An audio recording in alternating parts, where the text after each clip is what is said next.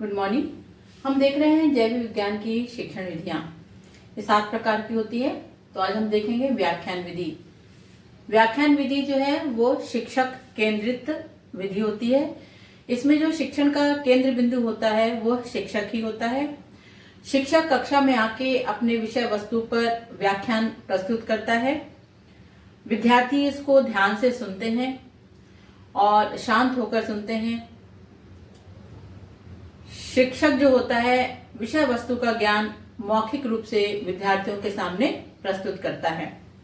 इसमें कोई अवसर नहीं होता कि यदि विद्यार्थियों को समझ में ना आया हो, कोई उनके मन में शंका हो, तो वो शिक्षक से पूछे।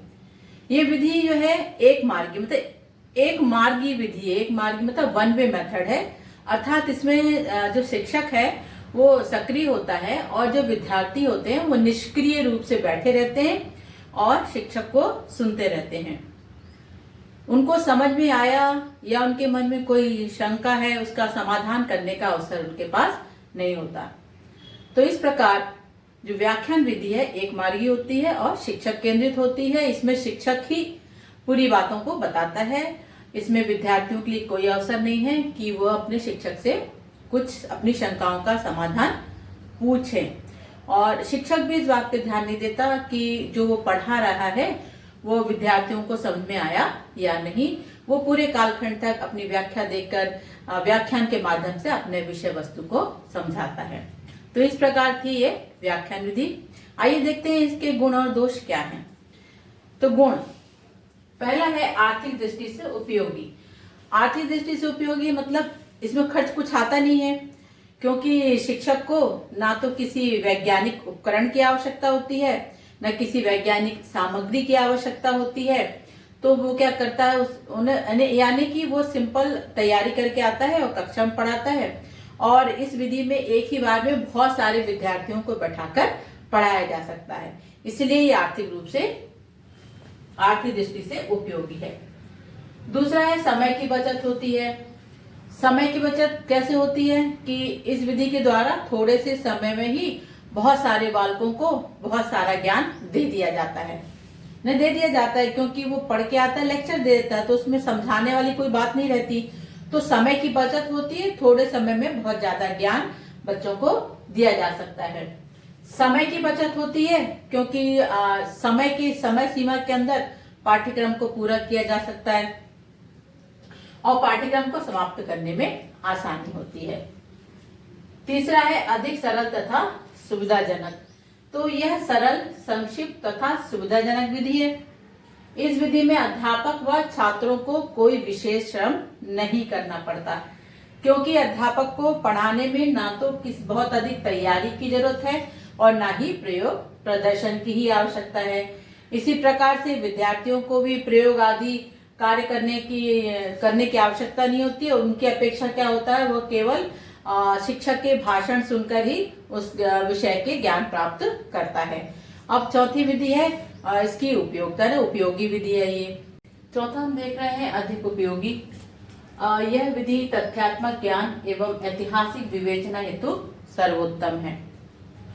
मतलब जहां हमको तथ्यात्मक ज्ञान देना है, ऐतिहासिक विवेचना देना है, वहां पर ये जो व्याख्यान विधि है वो क्या है, सर्वोत्तम है। बताने के लिए जहां पर व्याख्या देने की आवश्यकता है वहां पर ये जो व्याख्यान विधि है सर्वोत्तम मानी जाती है। फिर पांचवा बिंदु है व्यवधान रहित। तो इसके द्वारा विषय के तार्किक क्रम को सुगमता पूर्वक स्थापित किया जा सकता है।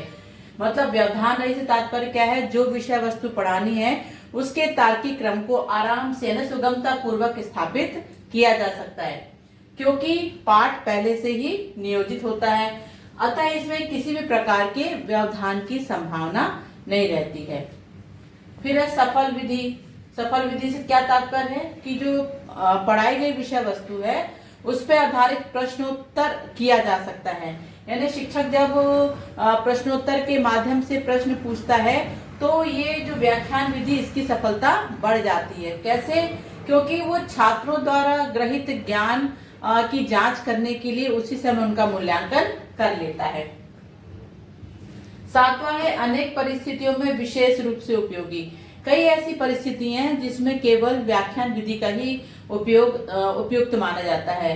जैसे किसी भी पाठ की प्रस्तावना करते समय, क्योंकि जब हम पाठ की प्रस्तावना करते हैं तो हम उनसे पूछते हैं ना, व्याख्यान विधि के माध्यम से बच्चों से प्रश्न करते हैं। दूसरा, पढ़ाई गई वस्तु का सारांश देते समय, जब कोई विषय वस्तु पूरी समाप्त हो जाती है उसके बाद जो सारांश दिया जाता है उस समय भी हम व्याख्यान विधि का प्रयोग करते हैं। छात्रों को प्रयोग संबंधी निर्देशन देते समय, यदि आप कोई ऐसी विषय वस्तु पढ़ा रहे हैं जिसमें हम प्रयोग करवा रहे हैं बच्चों से, तो प्रयोग करने से पूर्व विद्यार्थियों को व्याख्यान विधि के माध्यम से बताया जाता है। फिर है कठिन प्रयोगों को स्पष्ट करते समय, कोई कठिन यदि प्रयोग है तो उसको कैसे स्पष्ट करें, तो वो भी व्याख्यान विधि के माध्यम से उनको बताया जाता है। विज्ञान संबंधी घटनाओं, प्राणियों की जीवन कथाओं, विज्ञान संबंधी आविष्कारों का वर्णन इसी व्याख्यान विधि से किया जाता है। मतलब विज्ञान संबंधी कोई घटनाएं हैं और ये प्राणियों की जीवन कथाएं हैं और विज्ञान संबंधी कोई आविष्कार का वर्णन है, किसने विज्ञान का आविष्कार किया, प्राणियों के बारे में बताना है, तो वहां पर व्याख्यान विधि का ही प्रयोग किया जाता है। महान वैज्ञानिकों की जीवनी से परिचित कराते वक्त, किसी वैज्ञानिक की जीवनी बता रहे हैं, उनकी जीवन के बारे में हम जानकारी दे रहे हैं, तो वहां पर भी व्याख्यान विधि का प्रयोग किया जाता है। और 8वां प्रकार है तीव्र गति। तीव्र गति मतलब, क्योंकि जो व्याख्यान मेथड है या जो व्याख्यान विधि है, क्या इसमें मतलब कोई एक सुनियोजित क्रिया पूर्व निर्धारित नहीं होती, इसमें कोई एक निर्धारित क्रम नहीं होता, इसलिए जो पढ़ाने का कार्यक्रम है, जो विषय वस्तु है, वो बड़ी तीव्र गति से संपन्न हो जाती है। तो इस प्रकार हम देखते हैं ये व्याख्यान विधि के गुण। तो मिलते हैं अगले वीडियो में। Thank you.